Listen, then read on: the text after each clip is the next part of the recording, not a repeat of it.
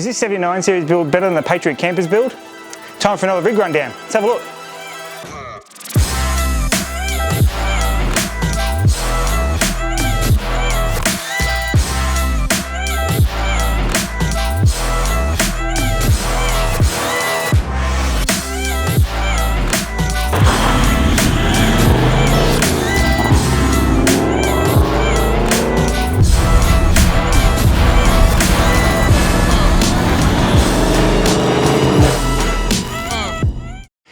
How you going, guys? Steve here from Australian 4x4 Adventures.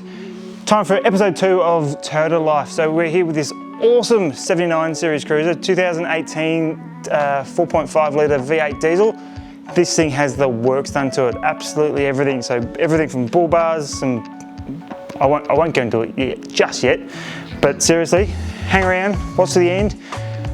Oh, this thing's going to be epic. Alright, so let's start at the front of the car. We've got the ARB Deluxe bull bar. So nice steel bull bar on the front there, nice and strong. I actually quite like the hoops that these ones get on the 79s. The 200s don't come with this, but I reckon that's really cool on the front of the 79s. Some Light Force LED spotlights on the front there. Pretty much everyone's got those these days, so nah. I really want one of these. This is pretty cool. The 12,000 pound worn winch. So clearly someone likes to spend some money on a winch because that's like 5 times the price of every other winch on the market.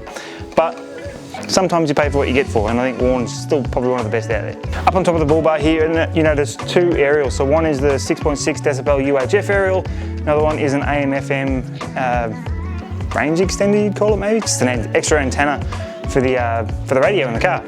I have one of these on my Ute as well. Worked a treat. All right, under the bonnet, there's a fair bit of stuff done under here, and I'm probably going to miss something, but I'm going to do my best to try and tell you everything that's under here. So from what I can see, we've got catch can, a aftermarket intercooler, which is the diesel power intercooler, all done at Power Torque up there in Mount Eve, I think it is, isn't it? So big and pronounced right on the front here, everyone's going to see it, G-Turbo power pipe. So extra airflow is going all the way through there. It's not your little tiny Toyota one that restricts it a fair bit. It's got a gold wheel G-Turbo turbo in there. So this thing spools up and sounds absolutely mint. I'll put some footage over that so you can hear how this sounds as well. Amazing.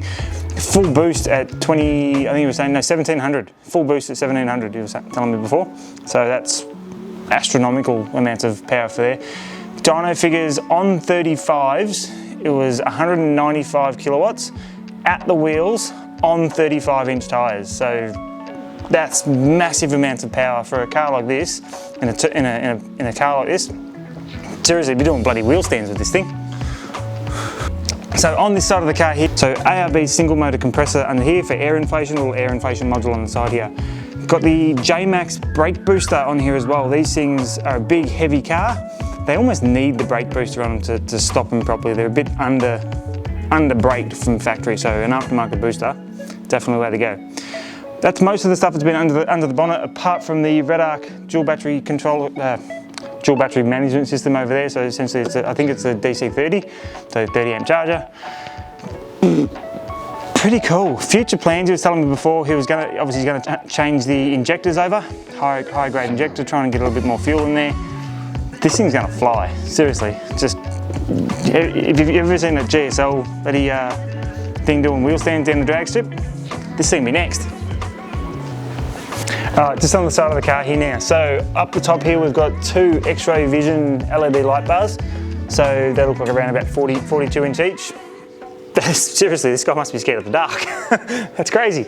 On the side, also on the side here, we've got the clear view big ass mirrors. I think on the 79 is probably the only one that I like the clear view mirrors on. Every other car, it makes your car look like Shrek. And now I've said that, you're all going to be thinking every time you see clear view mirrors on a car, it's Shrek driving around. Also down the side here, we've got the ARB scrub rails, which run into the ARB side steps. Personally, I think these are completely redundant because this thing is massively high, it's never going to bottom out. So may as well take them off and just get those power steps that come down just so the missus can get in and out. All right, underneath the car now. So this is the giant elephant in the room. We have the Marks adapters portal axles. Seriously, these things make it look huge, absolutely massive. Like, I'm not a small guy, and I can crawl under here so easy. Like, seriously, like, oh, I'm just gonna live here for a while. It's gonna be cool. So with the portal axles, they come complete with pretty much everything you need.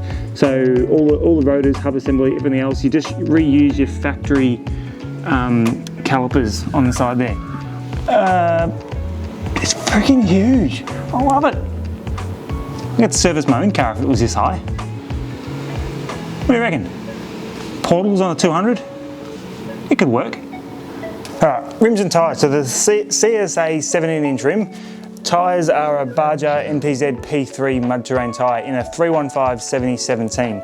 So essentially a 35-inch tyre on a 79. It's pretty, most 79s run 35s these days because they fit nice and easy. They're a good tyre. Personally, I've never ran the P3s. Everyone else seems to like them, so maybe it's the next tyre. See how we go. So everyone knows I'm a fan of Kings, so this is going to be no surprise when I say, oh my God, it's got Kings on it. So King 2.5 remote res shocks. Everyone knows nothing rides like a King, so good choice on the shocks there. I like it. So in addition to the portals axles, which give it an automatic 4-inch lift, the suspension as well is another 2-inch lift. So this thing's got running a 6-inch lift in the front end. Seriously, like, I reckon I could almost get in there.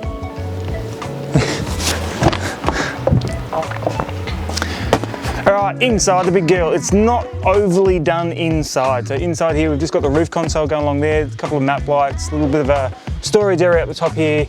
The UHF is stored up there as well. A little magnet, I quite like that. It's just on a magnet hold. That's good, I like that. It's typical 79, not a lot. Like optional friggin' cup holders. Who knows? It's 79 series. Obviously every 79 does come twin locked from factory. So twin locked, you can't really go wrong as a four-wheel drive that way. It's got the black duck seat covers on there as well, so you can keep all the cloth seats because they don't come with leather. Nice and protected, it's all pretty good. Just got the Alpine head unit in there as well because it probably didn't come with a head unit from factory, being a 79. Does have an aftermarket stereo in there as well, but I'll leave that one for another time. Alright, big GSL 4-inch exhaust on the back of this thing. This thing is freaking huge! How about we just spend 20 seconds, just 20 seconds, listening to this thing. Like seriously, listen to this now.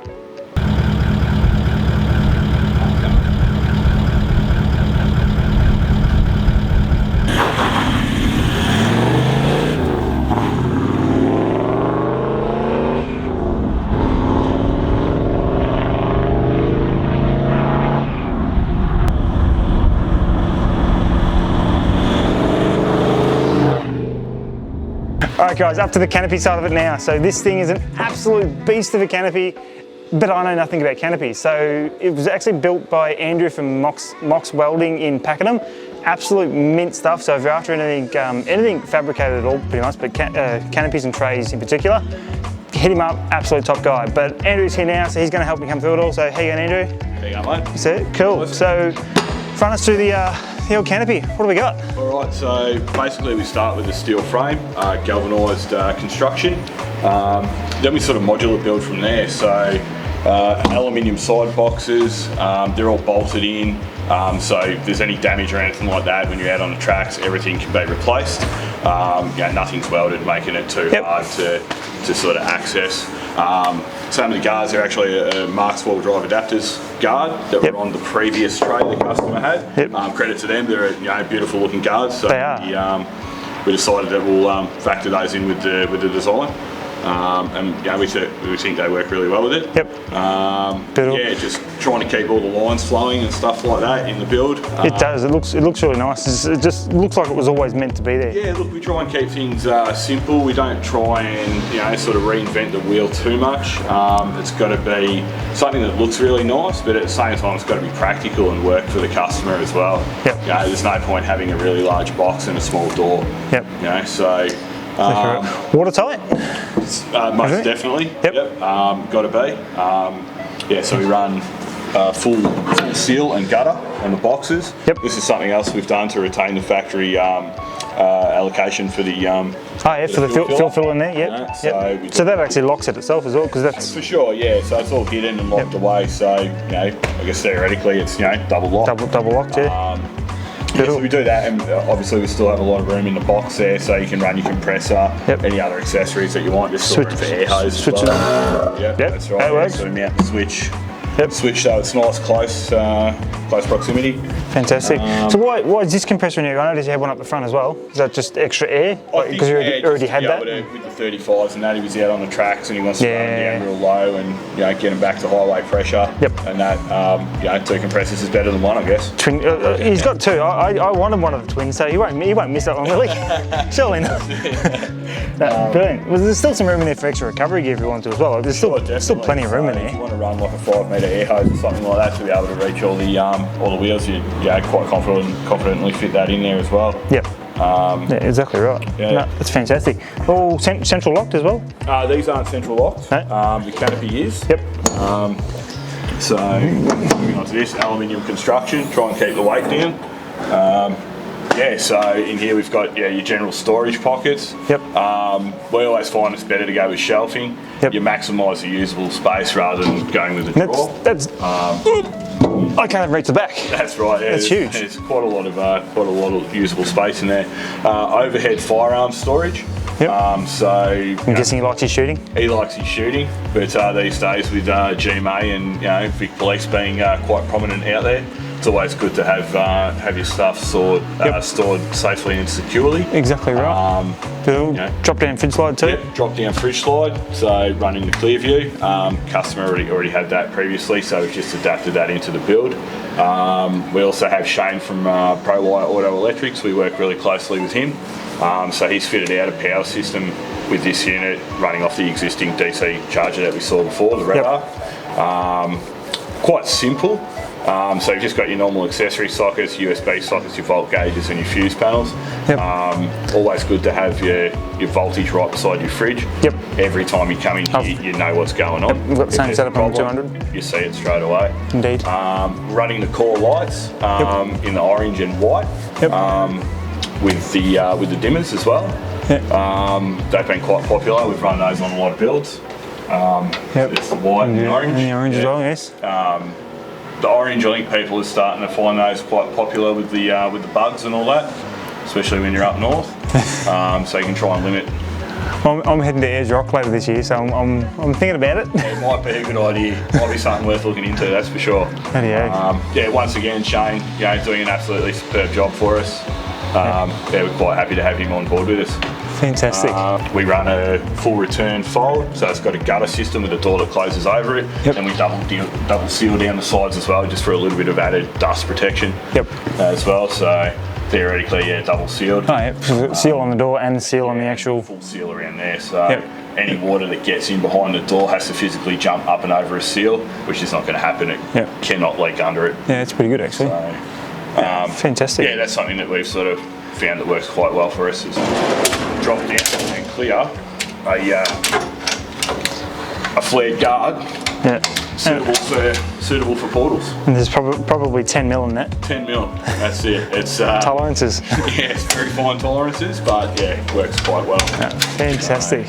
It's the little details that make a difference. That's right. Sometimes it's a bit of a jigsaw, but with enough planning and research, you make it happen. Cool. How about we jump around the back and have a look? Right, around the back, what do we got here? So they're all drop down sides as well. You kind of need it because I'm 6'4", and that's it's freaking huge. It is quite high. So there is zinc annealed steel construction. Obviously powder coating over the top. We're running the anti-rattle latches with some rubber flashing inside as well, so it stops any vibration and that. Obviously being on the dirt, as these cars are designed for. The reason we run the drop pins is we find they just don't fail. I had these on my GU, and I've done some nasty stuff to that, running the banks, everything, and the harder you hit them, the tighter they hold. That's the whole idea behind it. You know, they're an anti-rattle pin. They've got like a bit of a sort of cam sort of system to them. So with a bit of rubber behind them, you can snap them shut. They're not going to rattle and annoy the hell out of you. There's extra storage on the back here, I noticed? Yeah, so this is just like your winch recovery sort of gear storage. Doesn't need to be sealed or anything like that. It's just a little pocket for throwing stuff in. Put all the muddy gear in there. For sure. Hose it out later. Keeps it out of anywhere else that's crucial. It's away. It's hidden. Cool. Some LED lights. Yeah, so we've got reverse lights. LED reverse. Fantastic for night time. It lights up the whole area behind you. Something that we sort of fit on pretty much 99% of our builds. Everyone seems to want them these days. So we've got twin wheel holders on the back. So obviously you've fabbed up the actual brackets to hold them on? Just a standard design that we have. They're an adjustable thread, so they'll suit any offset of rim. From your Steely Sunraysia right up to a mag wheel like we've got here. Little extra ladder to get on the roof for the. So we've got the ladder to get on the roof here. We've got the tie downs on top of the canopy up there, which is just a tracking system. So if you've ever got a strap or a swag or something like that on the roof or whatever, it's quite easy process. Underneath here with that giant ass yellow thing. Yes, big yellow thing. Rear winches, they're becoming popular, aren't they? They are, for sure. I guess if you're getting stuck and you can't get out forwards, you can always get out backwards. Customer provided winch and cradle, so we fitted that up for him. We're also running his water tank system as well. He's got a 40-litre poly tank under there. Got the gravity outlet on this side, and then he's got a 12-volt power side over here as well. So if something goes wrong with the pump, you can at least get it out somehow. That's exactly right, for sure. Do you feed it back in through here as well? Yeah, so you reverse fill it. Like if you want to wash something off or something like that, or have a shower, you can just got a bit of pressure. That's the beauty of the standard tap fittings. You go to Bunnings, any accessory you buy will work with it. So fantastic. So reverse camera as well, and a hell of a drop down hits because he needs it. He definitely needs that. So beautiful. Looks pretty good on the back here. I like this finish as well. Like this, what sort of finish is the actual? We call that it's a textured black. I think the official name for it is element black. It's just a powder coating finish. We find it's really tough, really durable, and it looks fantastic in the way that the light doesn't really sheen off it. It's got quite a matte sort of uniform finish. It looks bloody mint. I'll give it that. They look fantastic. We think it really sort of finishes off the tray quite neatly. Indeed. Cool. A very popular finish actually. So. All right, one side to go. Let's have a look. All right, passenger side. Passenger side is more set up for storage. We always recommend with customers that don't try and clutter the build up too much. Shelves, pockets, dividers, all that, that'll stop you from putting large items in. Sometimes that whole less is more theory. For sure, like a big space, you can always fit small stuff in. Large space, much more beneficial to you. If you clutter it up, you won't get that large item in. So same over here, basically, as I was saying before, we try to utilise the whole box. The door is basically the same size as the same thing, this is a bolt-on box, so if you damage it, you can change it. Same as the guards, they're all bolted on.